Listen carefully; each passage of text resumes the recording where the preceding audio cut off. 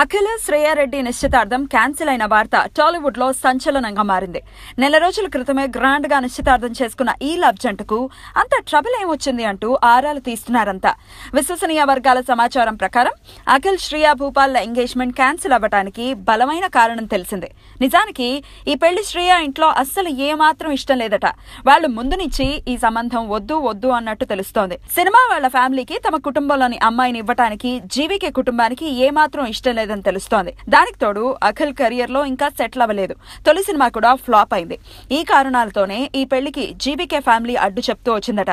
నిశ్చితార్థం జరపడం కూడా జీవికే కుటుంబ సభ్యులకు ఏమాత్రం ఇష్టం లేదని కేవలం శ్రేయా భూపాల్ బలవంతం మీదే ఓకే చేశారని తెలుస్తోంది. ఇటీవల నా కుటుంబ సభ్యులకు జీవికే ఫ్యామిలీకి మధ్య ఓ గెట్ టుగెదర్ జరిగిందట. అప్పుడు రెండు కుటుంబాల మధ్య లుకలుకలు తీవ్ర స్థాయిలో బయటకు వచ్చాయని చెప్తున్నారు.